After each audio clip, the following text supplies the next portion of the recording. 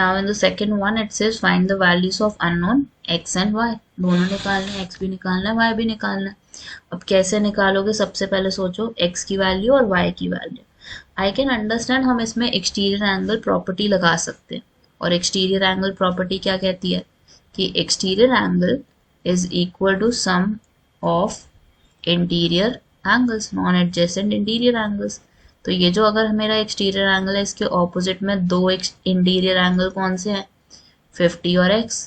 तो सबसे पहले इक्वेशन क्या बनेगी, 120 degree which is a exterior angle. Interior angle क्या है हमारे, 50 प्लस x। अब यहाँ पे हमने x की वैल्यू निकालनी है, तो 50 you would take on the left side, so it will be -50 and it equals x। 120 में से 50 गए, we get 70 degree as x। तो x की वैल्यू हमारी 70 आ गई। अब हमें y निकालना है, तो y कैसे निकालोगे, take the sum total. x हमारा कितना है, 70, और 70 प्लस 50 प्लस y किसके इक्वल होगा, it would be equal to 180 degree.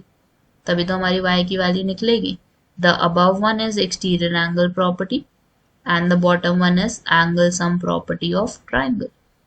So y निकालना ना, 70 प्लस 50 कितना हो गया, 120।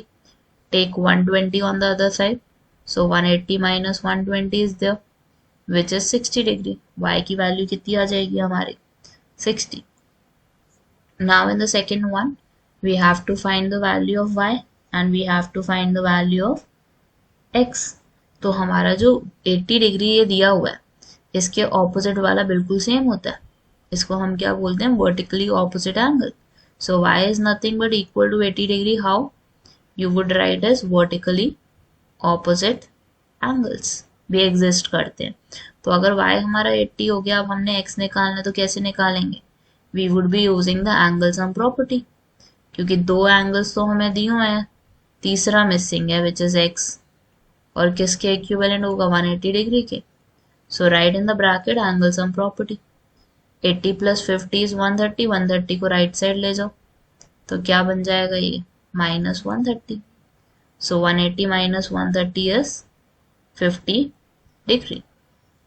x is 50 in this case. Now in the third one हमें x निकालना है एंड y निकालना है, तो x कैसे निकलेगा, एक्सटीरियर एंगल निकालोगे पहले तो, and we know exterior angle किसके इक्वल होता है, सम ऑफ इंटीरियर एंगल्स, जो ऑपोजिट में है उसके बिल्कुल, which is 50 and 60। So x would be equal to 50 plus 60 degree. x is equal to how much, 110 degree then. और अब थर्ड एंगल निकालना है हमें, क्योंकि वो तीनों ही इंटीरियर में है हमारे ट्राइंगल के, तो क्या लोगे, एंगल सम प्रॉपर्टी लोगे। y plus 50 plus 60 is equal to 180, which is angle sum property of triangle. So y plus 110 degree is equal to 180 degree.